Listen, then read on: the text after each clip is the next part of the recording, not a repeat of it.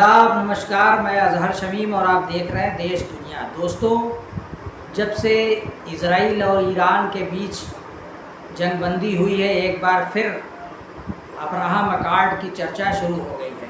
America के राष्ट्रपति Donald Trump चाहते हैं कि अरब के देशों में और इज़राइल के बीच जो पिछली बार की उनकी हुकूमत में एक समझौता हुआ था, उसको अमल में लाया जाए और एक बार फिर से इसको परवान चढ़ाया जाए। दोस्तों, असल में अरब के जो देश हैं उसमें संयुक्त अरब अमीरात, यूएई, सऊदी अरब, जॉर्डन, बहरीन, ओमान और सीरिया को, बाद में फिर इसमें इजिप्ट, सूडान, मोरक्को, इन सब देशों को जो है इज़राइल से जोड़ने की बात है और इनके बीच में सांस्कृतिक आदान प्रदान, आर्थिक, सामाजिक, डिप्लोमेटिक और रक्षा समझौतों के साथ साथ आपस में व्यापार को बढ़ावा देने की बात तय हुई है। और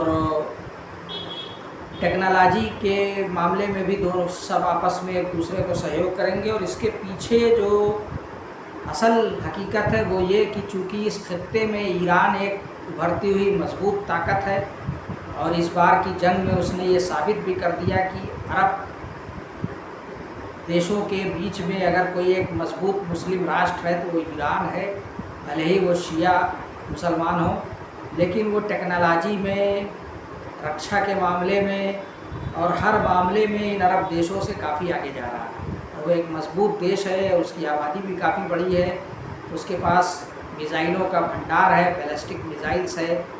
फतेह और खैबर शिकन के नाम से, जिसकी कारकर्दगी भी तब सभी दुनिया ने देख लिया है। और उसके जो ड्रोन्स हैं, इससे ये अरब के देश काफ़ी डरे हुए हैं और इन लोगों को अमेरिका ने डराया भी हुआ है।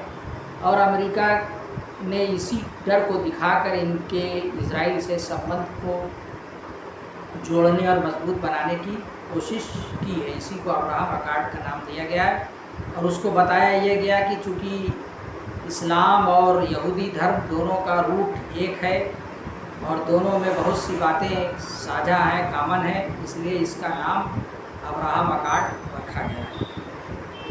तो दोस्तों, चूँकि अरब के देशों में लोकतंत्र नहीं है, डेमोक्रेसी नहीं है, चाहे वो सऊदी अरब हो, चाहे यूएई हो, चाहे कुवैत हो, चाहे कतर हो, बहरीन हो, ज़्यादातर देशों में लोकतंत्र, डेमोक्रेसी नहीं है और वहाँ अमीर हैं या बादशाह हैं।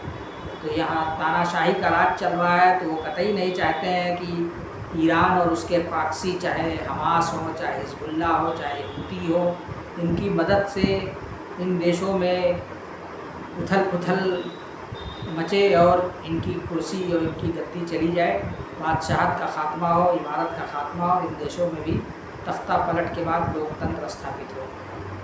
तो लिहाजा ये इसी मकसद से ये लोग इज़राइल से रिश्ता बनाना चाहते हैं। और इस मामले में चूँकि फ़लस्तीन एक बहुत बड़ी रुकावट पैदा हो रहा है, रास्ते में एक फ़लस्तीन, गाज़ा पट्टी और वहाँ की जो तंजीम है हमास, लेबनान का हिजबुल्ला, ये इस मामले में रुकावट है। लिहाजा इज़राइल अमेरिका की मदद से इसको ख़त्म करने की कोशिश कर रहा है। वहाँ भरपूर तरीके से 2 साल से लगभग हवाई हमले हो रहे हैं, बमबारी हो रही है। पूरा गाज़ा मलबों के ढेर में बदल दिया गया। अब तक 1 लाख से ज़्यादा औरत, मर्द और बच्चे, जिसमें ज़्यादातर तो औरतें और बच्चे शहीद हो चुकी हैं। स्कूल, कॉलेज, हॉस्पिटल, मस्जिदें सब ख़त्म हो चुकी हैं।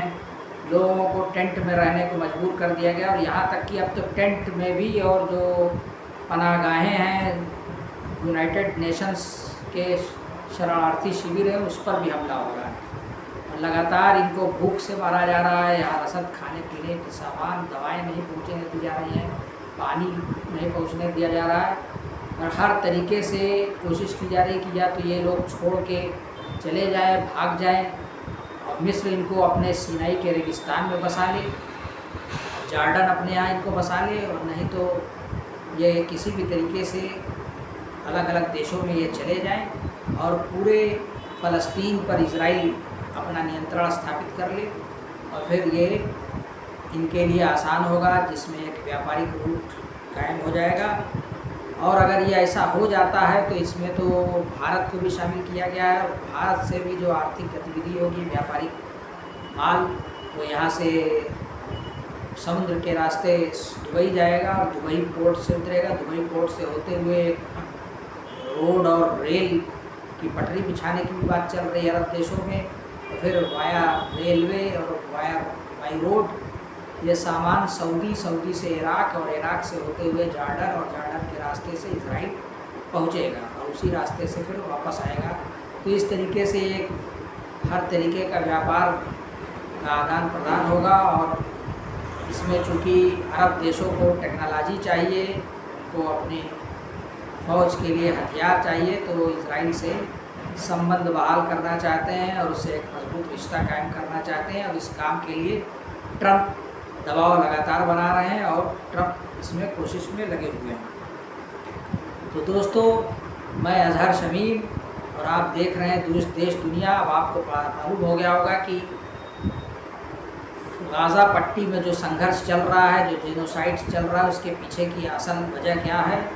और आपसे उम्मीद है कि आप भी अपने विचार को साझा करें। इस चैनल पर कमेंट बॉक्स में अपने कमेंट ज़रूर प्रस्तुत करें, इसको शेयर करें, ज़्यादा से ज़्यादा व्हाट्सएप ग्रुप में साझा करें। पहली बार अगर देख रहे हैं तो सब्सक्राइब कर लें और फेसबुक पर हैं तो हमारी प्रोफाइल अजहर शमीम को फॉलो कर लीजिए। शुक्रिया।